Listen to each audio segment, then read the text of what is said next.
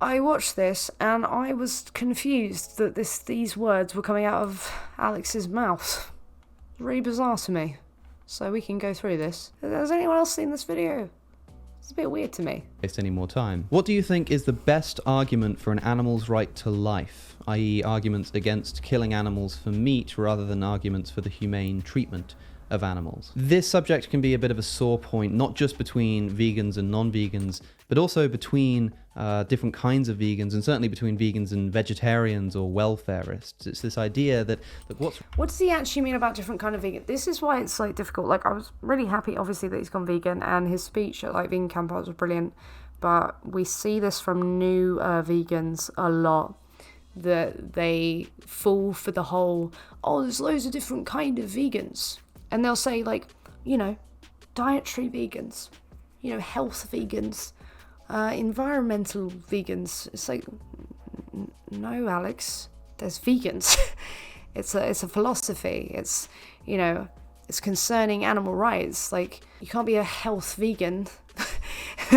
Like, it's just like, it's not health related. You know, you can be plant-based, but this is a fundamental misunderstanding of what veganism is to begin with. And we do see this very often, especially with newer vegans. And yeah, it's just a bit disappointing. What's really wrong here when we're arguing about veganism? Are we saying that it's just killing animals in general that's this horrible moral abomination that needs to be abolished? Or is it more to do with the way we treat them, so that if we were to just increase their living conditions sufficiently, we'd actually be okay with killing them for food? Now, you might think that the answer is fairly obvious here. You're a vegan, therefore you can't be killing animals unnecessarily. So any kind of... I don't even like the kind of like unnecessarily. That's a very, like, I avoid that word like the plague, because unnecessary is just one of those words that's very relative to the individual using that word. I really try my hardest to avoid language that is so malleable. But yeah, the answer is quite obvious, Alex, and you're about to complicate it, which is disappointing. I like Alex. What are you doing? Welfarist approach that seeks to, increase their living standards, but then ultimately still kills them, isn't an ethical thing to do. That's not going to be enough. I don't think it's quite as straightforward as that. Part of the problem is the way that the word vegan is defined. It's defined in so many different ways depending on the context. No, you have, like, there's been 2 recognized definitions. Beforehand, it was regarding like exploitation, and then, you know, the Vegan Society definition came along a little later, and, you know, started adding the words like possible and practicable, and people had a problem with it. But the fundamental concern was with the exploitation of individuals, of other sentient beings. Context. For instance, if food is described as vegan, it will usually just mean food that doesn't contain any animal products.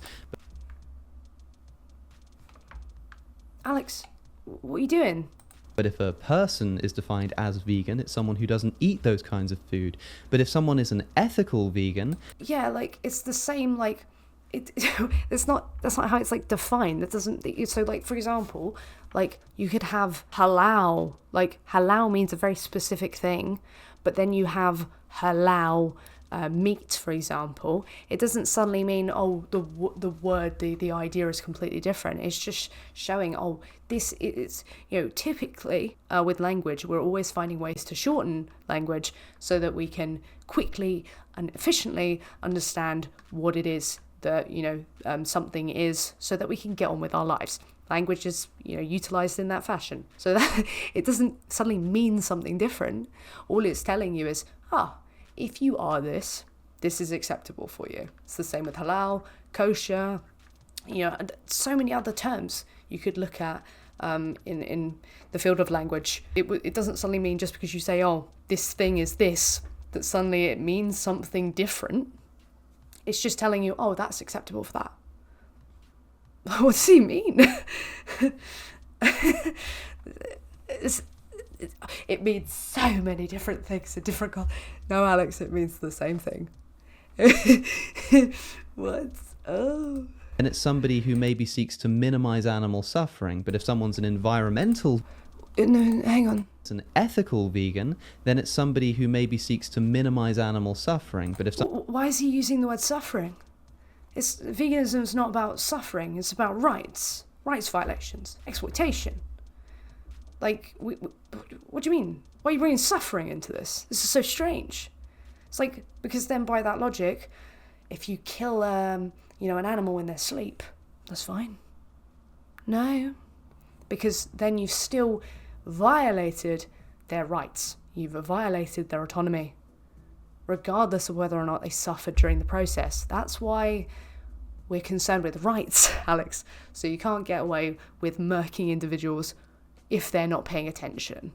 Like, it's just that there is a fundamental misunderstanding. He's using different words and he's getting himself confused. Yeah, not good. Someone's an environmental vegan, then you see the point. There are like hundreds of different ways to define this term. No, there aren't, Alex. What are you doing? Alex, behave. Alex, what do you mean? What do you mean? Oh, there's hundreds of different...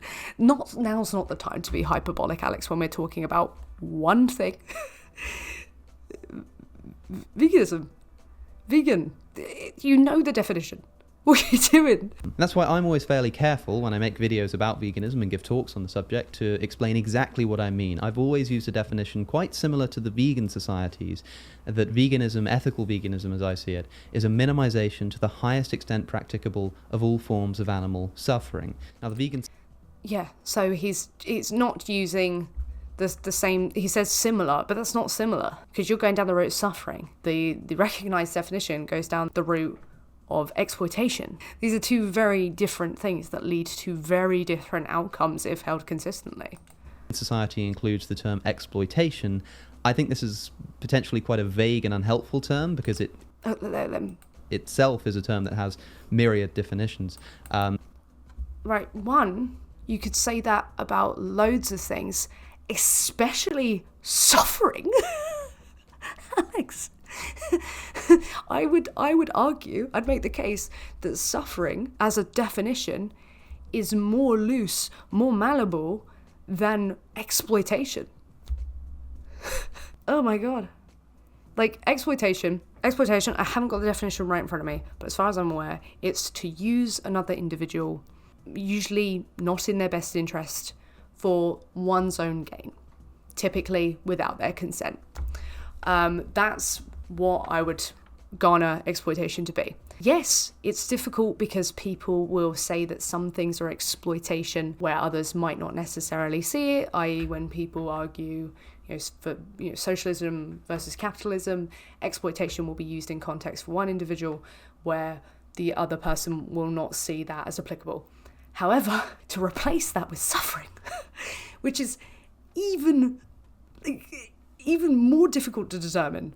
Like, I'd say exploitation is more tangible than suffering. So I'll stick with suffering. Now, an interesting thing about... Why though? Why?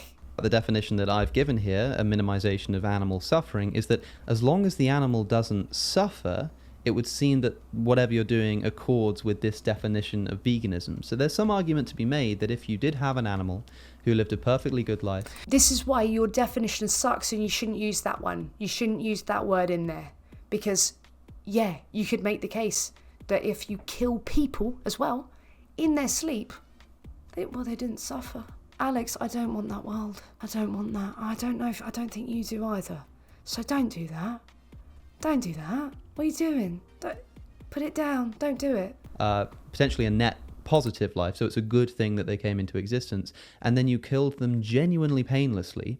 That not only is this something that you're kind of allowed to do to not be a vegan, but according to this definition of veganism, that would be a vegan thing to do because it wouldn't be causing any animal suffering. And this is why this definition sucks for me personally. Big yikes on this, Alex. There are a few ways you might want to respond to this. Firstly, of course, it's not just the animal being killed in question. Many other animals are social creatures just like we are, and so killing them has extrinsically bad effects. It will harm other animals who are used to their presence. So maybe that's one reason not to kill the animal.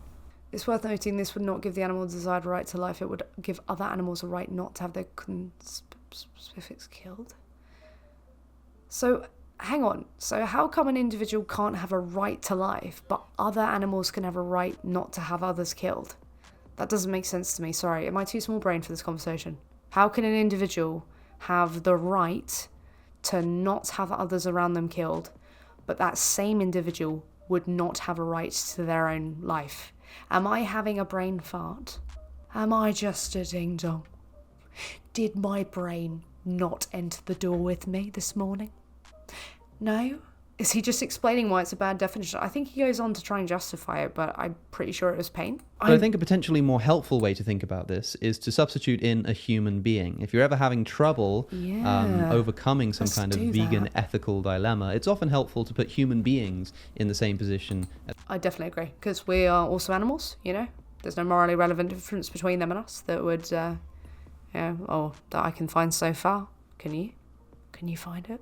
But yeah, it's a very useful tool, and people get very salty about it. As the animals, and see what your ethical intuitions tell you, at least on first glance. So for example, if you're a utilitarian, if you think that minimization of suffering is just generally the moral rule that we should all be following, then someone can ask the same question about human beings. You know, it's the famous cabin in the woods experiment. If you take someone who's got no friends and no family and you kill them genuinely painlessly, in fact we can make it even more similar by saying they were bred into existence, given a net positive life, so a good life to live, and then killed genuinely painlessly.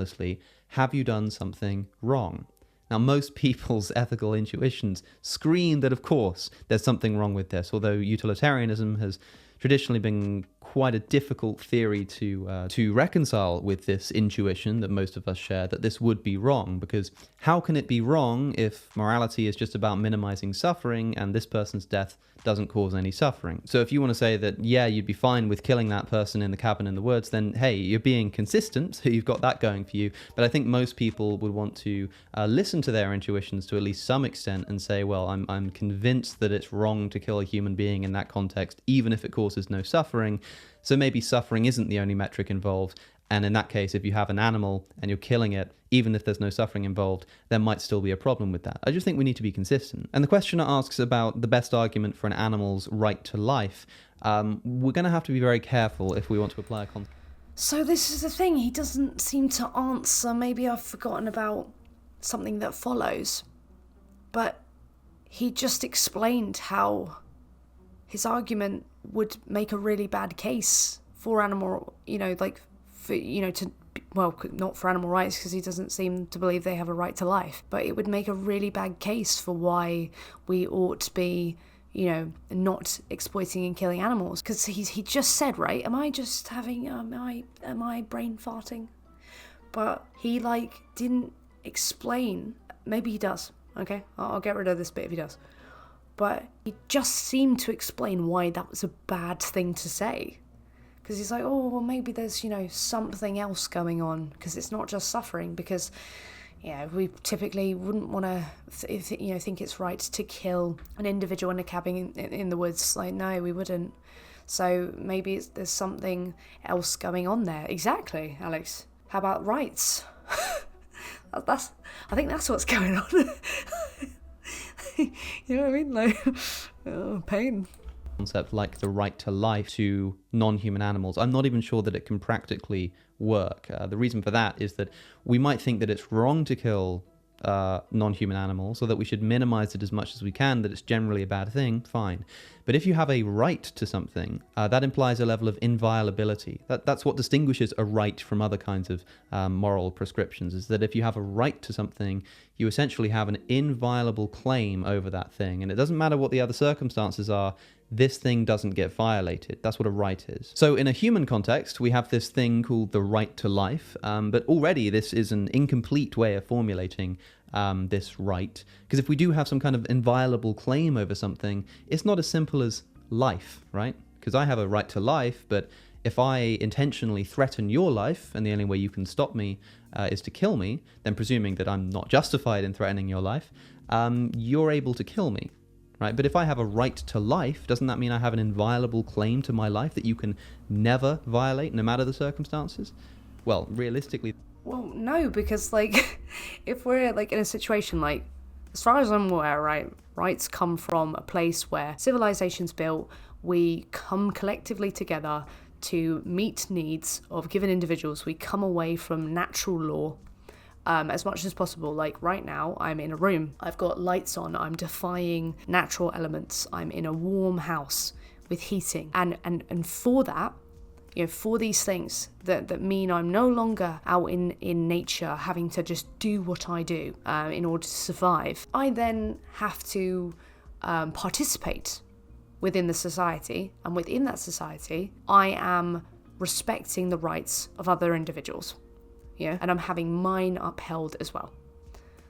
And it's not suddenly like, like if someone, because he's saying, well, if someone like threatens my life, and I have no other option but to kill them in order to save myself, it's not like they no longer had the right to life. It's just that you also do have a right to life. So obviously, we constantly try and improve society so that we don't have, things such as people violating each other's rights, i.e. trying to kill each other, trying to steal from each other.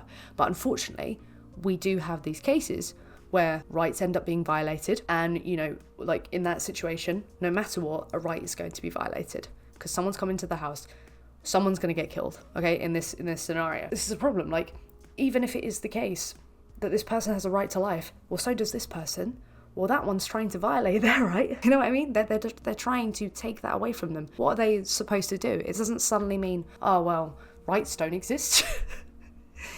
It's just a case that, unfortunately, we are trying to hash out, this issue we have where rights are being violated. We're trying to improve conditions for other individuals so their needs can be met, and so that they don't have to live out natural law where individuals, are like kill or be killed, this sort of kind of way that nature does operate in many cases.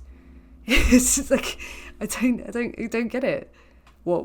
Oh, because, the minute someone has to kill someone in order to save their own life because they're threatening their entire life, rights no longer exist. I don't get it. Is that what he's saying? What? The problem is Alex gets his understanding of veganism from Peter Singer. Oh, crikey. Oof. Then I have something like a right to life unless I'm threatening somebody else's life or something like this. And there are lots of other problems that you... No, you still have a right. It's just you were trying to violate somebody else's right and someone had to win out. And obviously, we navigate that when it comes to, laws, that would be, self-defense. A judge would look at that and go, well, you had a right to defend your own life. We understand that you did violate this person's right to life.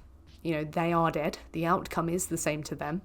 However, you did have a right to self-defense. You had a right to your life. This is the problem when, individuals, they are seen as just as valuable as one another, and then they clash. Like, what? You can add on. So there's this view within the philosophy of rights called specificationism, which is the idea that rights like the right to life are actually just shorthand for essentially book-length rights that say that might be something like the right to life except in this circumstance, this circumstance, this circumstance, and as long as this is the case, and as long as this is the case, that we just...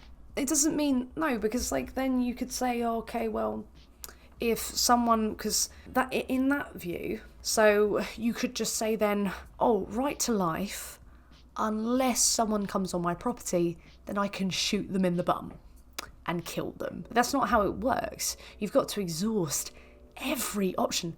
Just go through the legal process. The people have to make the case. If they've killed someone, they have to make the case that they under no circumstances could have gotten out of that alive if they didn't use lethal methods. They have to, otherwise they're in the shit. It's not as simple as, they don't have the right to life anymore if they, violate this right, this thing. So that's not that, no. It's no, the individual's right who has been killed, who, granted, did cause the problem in the first place and tried to violate another individual's right, their right to life is still considered in the picture, even though they caused the problem. So that case has to be made of, okay, well, I had to violate that of theirs in order to ensure my own rights were upheld. It's not that suddenly rights they're not really a thing. express in the nice, easier to write down phrase, the right to life. So here's the problem with trying to grant that kind of inviolability, that right to life, to non-human animals.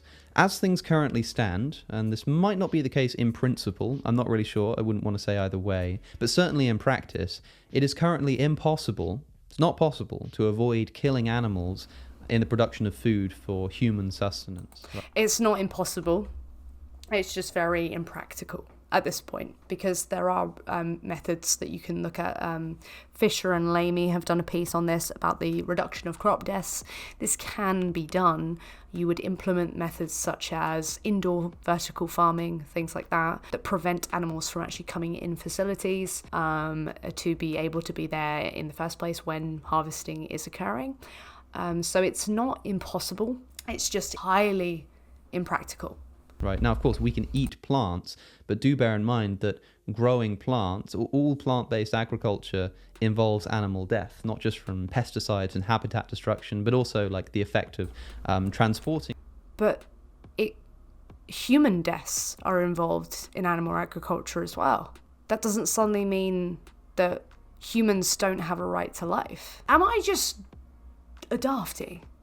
Is Alex just on another plane that I'm just like not even capable of getting to?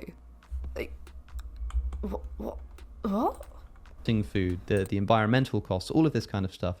It involves a lot of animal deaths, is what I'm trying to say. Now, of course, the vegan response to this is to say that yes, growing plants kills some animals, but a lot more crops, a lot more plants are used to feed livestock than to feed human beings. So if we're trying to minimize the amount of animal suffering we're responsible for, we can either grow some crops, which does kill some animals, and then eat those crops, or grow even more crops, killing even more animals, to then feed those crops to livestock, to then kill those animals, to eat those animals. And it's clear which is going to contribute least to animal suffering and death. So here's the problem. Think of human rights, like the right to life in a human context. If the only way that I could get food in order to stop myself from starving was to go and kill another person, legally or morally, I don't think this can be justified. There might be some ethical theories, certainly like egoism, almost certainly would say so. But I think most people's, at least their ethical intuitions, would say that I don't get to go and murder somebody because it's the only way to feed. So yeah, but what you're talking about is something like completely different. So you're talking about murder. So there's an intent there that's happening. But when we're talking about, for example, if someone like accidentally hits somebody with a car, that is a different context. Even though the outcome is the same, contextually speaking, we regard that differently. And yeah, if you there would be a difference between, an instance where you are actively engaging in rights violations towards an individual in order to obtain something versus, this is a production system and it entailed some deaths along the way. That's these are contexts that in every other context we would regard differently. Just do you think that humans don't have the right to life concerning transportation because people get killed? in vehicle accidents? What? I don't get how he's I don't get what's going on here. I'm trying to, because he said it's important to put it in the human context to see if you'd accept that, but then he's, in doing so, when he does it, he's showing why his case is a bad one, because in the human context it doesn't fly. Me. Even if it means I starve, that doesn't mean I have the right to go and take someone else's life. Why? Well, potentially because they have this thing called the right to life. This is what's difficult, right? So you're talking about a context whereby natural law is coming back into play, because within civilization we deal with these means, where we're not starving to death typically. In a good civilized society, you will see individuals who are helped to the point where they get aid for when they are hungry or even starving, so that they don't have to go down the route of literally having to kill another human to sustain themselves. But once we are in a situation where you have to kill others to sustain yourself, you're no longer functioning within a society where those rights are upheld. So I don't know why he's I don't know why he's going down that avenue. It's like, well, you don't suddenly technically like have the right to kill people. The problem is that you have a right to life yourself. So then there's this clash. But if there's this clash insofar as one of you is gonna like have your right violated, it's like, well, we're not functioning under a system where these rights are upheld. So we're talking about a different context where they aren't really even applicable. We're going back to nature there, where the means must be met with horrific with horrific consequences to other individuals. They have a right that I can't violate, even if it means that I'm going to starve to death. Let's say I need to like murder them to steal their food or something like that. This isn't something we think is justified. If we were to apply that right to life to non-human animals, then now consider the animals that are killed in crop production. We'd have to say the same kind of thing. We'd have to say, if the only way for me to eat is to kill all of these animals, then I just can't eat because they have a right to life. Well, then do you know, put it in the human context. You said put it in the human context. Typically, it's not entailed in the animal agriculture industry that humans must die. But do they die? Yeah, they die in accidents, with tools. They die in accidents concerning other animals when animals are trying to, defend themselves from being killed. It's not an entailment of the industry for this to happen. It's just these measures haven't been taken to actually protect them. Obviously, it will be the case that even going back to the situation with cars, we put methods in place in order to reduce, the deaths that occur from vehicles, such as traffic light systems, really good signage systems, highlighting, in nighttime, encouraging people, with pathways, wearing high vis, things like that. These things are used, and it's even less so incentivized for actual animals to consider them, because why are people going to consider insects and rodents in crop production if the same, if not the similar industry is literally, confining and breeding animals into existence to exploit and kill them? Of course, there's not really going to be an incentive to look out for them and ensure that they're not, they're not part of a killing because of an industry. But it's like, well, put it in the human context, and then we have a problem, don't we, Alex? Cannot be violated. They're not threatening me in any way or anything like this. I'm going over to them and killing them in order to produce food to feed myself. So if they have a right to life, it means I can't do that. What does that mean? It means humankind will starve, because as I say, as things currently stand, we can definitely minimize animal death and suffering by eating plants, but we can't eliminate it. We can't get rid of animal death. Same thing with human beings. We could minimize it by eating plants, but can we eliminate it? And you're still going to have individuals killed in plant production, accidents concerning tools, accidents concerning, all sorts of things that would lead individuals to end up being killed. Suddenly we have to starve now. No, we have to improve these methods, put safety measures in place to ensure that we can minimize it as much as possible. It doesn't suddenly mean, we have to starve now just to uphold the right. This is not. Oh, Alex, what's happened?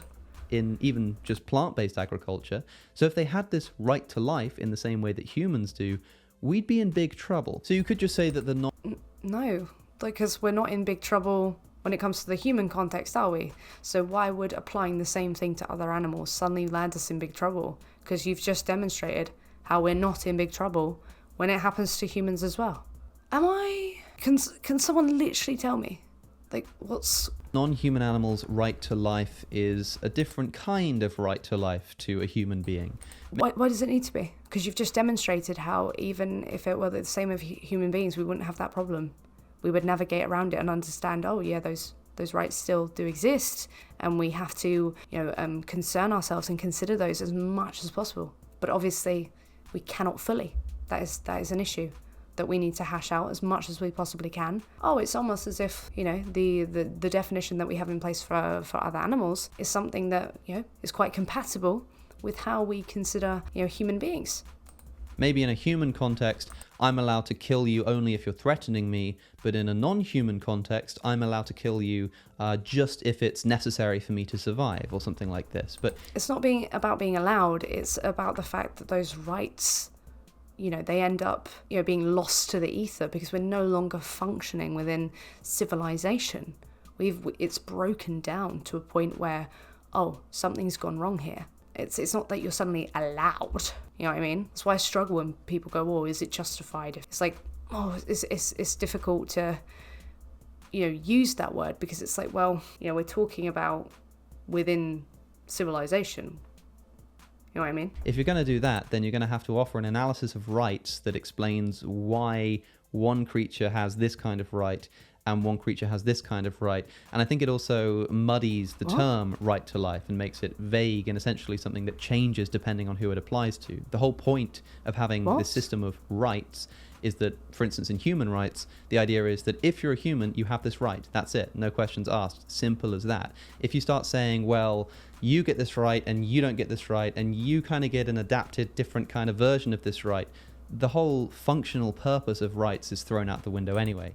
But he's calling for that. He literally said, maybe, like with animals, other animals, it's like a different kind of right.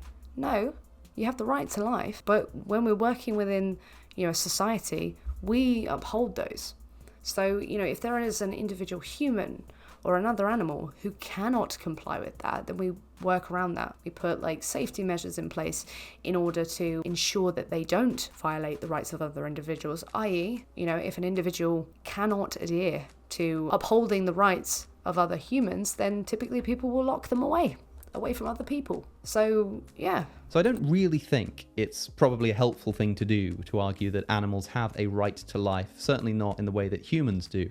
I think it's better. So he just said, we're muddying it by saying, you have this, but you don't. But then you're literally just saying now, humans have this, but other animals, they have this. You're the one muddying it. You're the one complicating it, no? What? Better to say something like they have a right to avoid or to not have inflicted upon them unnecessary or wanton suffering. I think that's a much easier. Thank you, honeybees, for joining the Flampire. I appreciate that a lot. I think that's a much easier position to defend and would be consistent with our views regarding human beings. Have I missed the point? Because so far I have not seen a consistent view.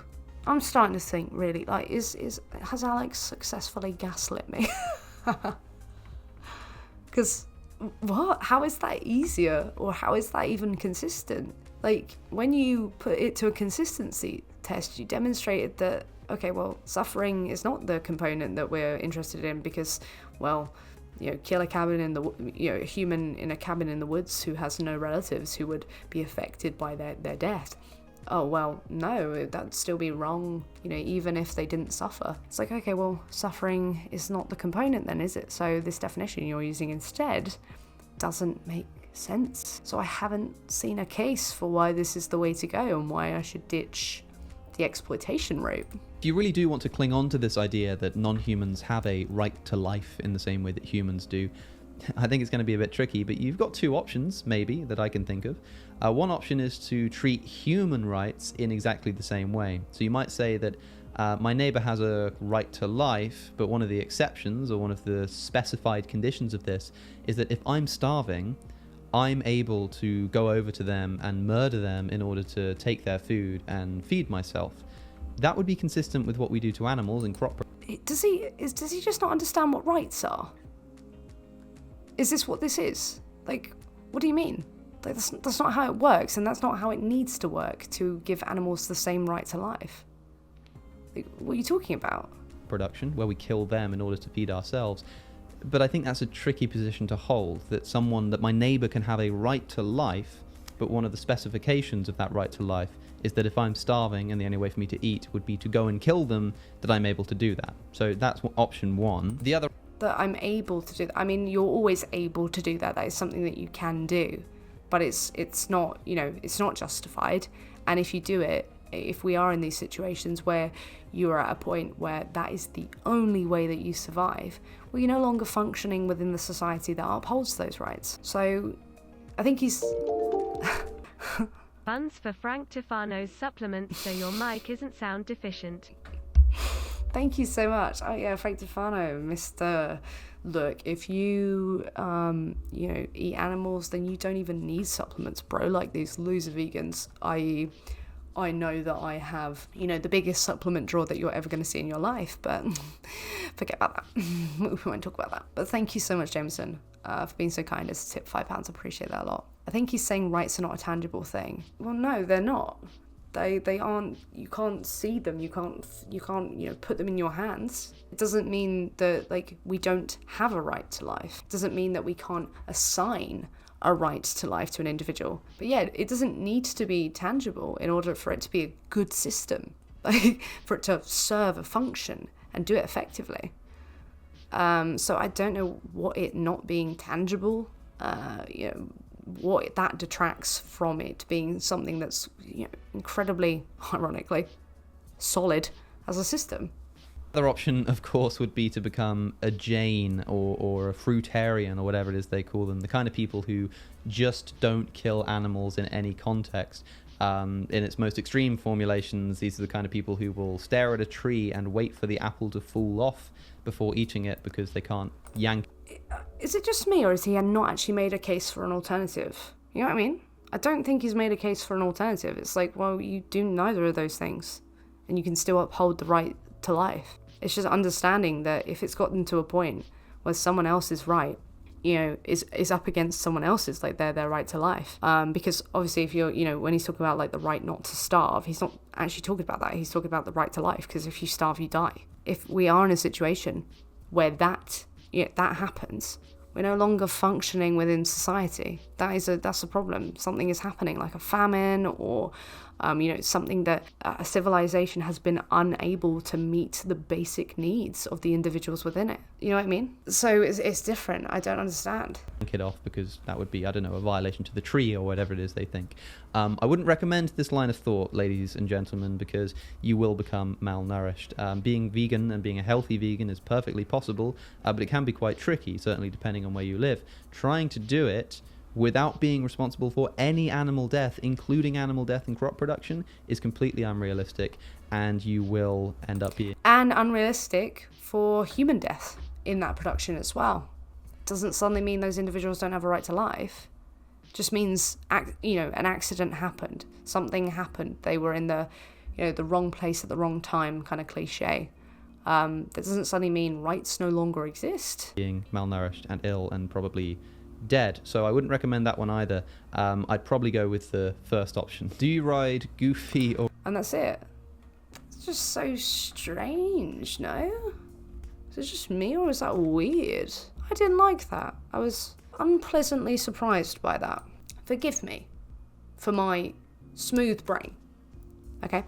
But as far as I'm aware, he didn't make a case for an alternative. He did talk about suffering, minimization, but he didn't go through that in a detail where I understood the alternatives to that. Do you know what I mean? It's almost as if his entire case is reliant on removing the entire definition of veganism beforehand. Exploitation? Nah, as far as possible, practical. Details.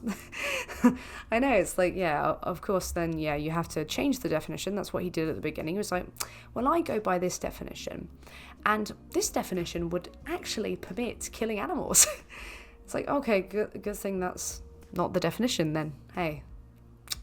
Good thing that isn't what it is defined as, even if you appeal to the first ever definition. Good thing it doesn't mention suffering literally anywhere. Hey, Alex. And then, he didn't make a case for why that would even be a better definition anyway. And it was so confusing. I don't know if that's just because it's 2:00 in the morning and I'm a dafty, or if he was just all over the place. But I'm really thinking he was all over the place.